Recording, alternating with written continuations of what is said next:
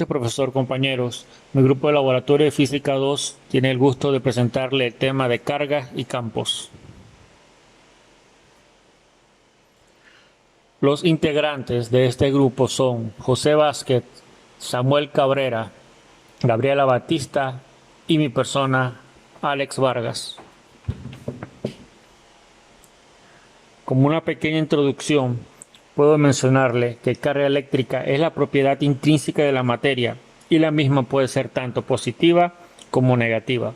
Por otro lado, campo eléctrico es la región del espacio en que interactúa la fuerza eléctrica, donde una carga sufre los efectos de la misma. Además, el campo eléctrico puede considerarse como un campo eléctrico vectorial. Algunas aplicaciones reconocidas tenemos la ley de Coulomb, la ley de Faraday y la ley de Gauss. La ley de Coulomb estudia el efecto de una partícula sobre otra. La ley de Faraday, un campo magnético induce un campo eléctrico. Y la ley de Gauss nos habla y estudia qué ocurre en el flujo del campo eléctrico. A continuación, mis compañeros detallarán más a fondo sobre estos temas. Definiciones de las leyes que componen el campo eléctrico. Partiendo de la ley de Coulomb, que expresa que la fuerza entre dos cargas en reposo relativo dependen del cuadrado de la distancia, matemáticamente es igual a la ecuación que vemos en la pantalla, donde epsilon sub 0 es la permitividad eléctrica del vacío, constante definida en el sistema internacional. Q sub 1 y Q sub 2 son las cargas que interactúan. R12 es la distancia entre ambas cargas. Es el vector de posición relativa de la carga 2 respecto a la carga 1. Y R es el unitario en la dirección R. La ley presuponía que la posición de una partícula en un instante dado hace que su campo eléctrico afecte en el mismo instante a cualquier otra carga. Ese tipo de interacciones en las que el efecto sobre el resto de partículas parece depender solo de la posición de la partícula causante sin importar la distancia entre las partículas, se le denomina en física acción a distancia. Si bien la noción de acción a distancia fue aceptada inicialmente por el propio Newton, experimentos más cuidados a lo largo del siglo XIX llevaron a desechar dicha noción como no realista. En ese contexto, se pensó que el campo eléctrico no solo era un artificio matemático, sino un ente físico que se propaga a una velocidad finita, que sería la velocidad de la luz, hasta afectar a otras partículas. Esa idea conllevaba modificar la ley de Coulomb de acuerdo con los requerimientos de la teoría de la relatividad y dotar de entidad física al campo eléctrico. Así, el campo eléctrico es una distorsión electromagnética que sufre el espacio-tiempo debido a la presencia de una carga, considerando que esto se puede obtener una expresión del campo eléctrico cuando este solo depende de la distancia entre las cargas. La ley de Gauss. Para conocer una de las propiedades del campo eléctrico, se estudia qué ocurre en el flujo de este al atravesar una superficie gaussiana o cerrada, es decir, una superficie tal que en cada trozo infinitesimal de superficie esté bien definida su orientación. El flujo de un campo de corriente se obtiene de la siguiente manera, como vemos en el siguiente ejemplo en la pantalla. Ahora hablaremos de la ley de Faraday. En 1821, Michael Faraday realizó una serie de experimentos que lo llevaron a determinar que los cambios temporales en el campo magnético inducen un campo eléctrico. Esto se conoce como la ley de Faraday. La fuerza electromotriz, definida como el rotacional a través de un diferencial de línea, está determinado por la ecuación que vemos en pantalla.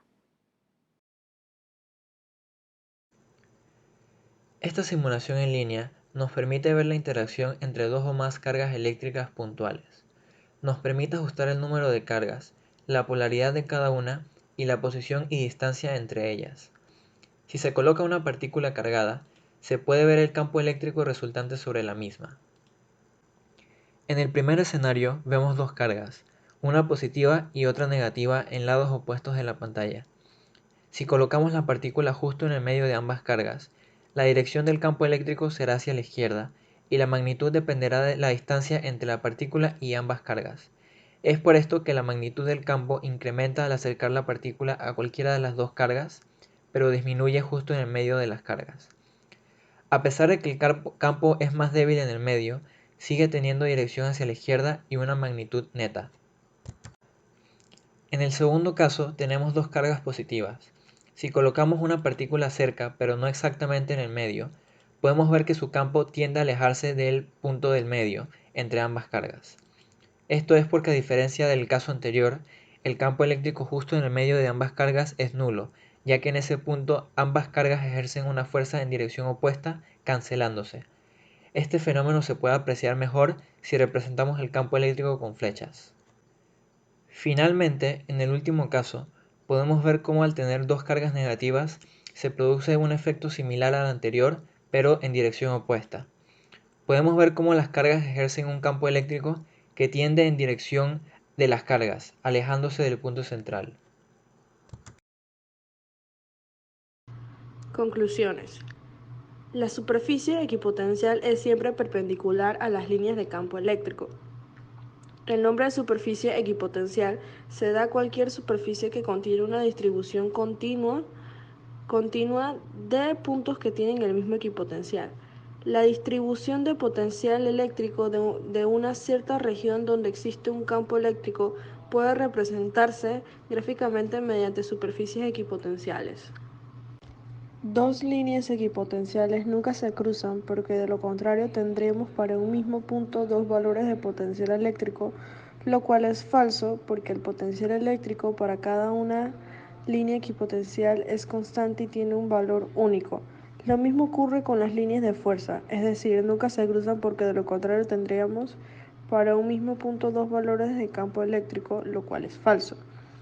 Las líneas de fuerza son siempre perpendiculares a las líneas equipotenciales, porque por definición una línea eléctrica tangencial lo que origina una diferencia de potencial eléctrico diferente de cero y como consecuencia el potencial eléctrico no sería constante y no tendríamos una superficie equipotencial.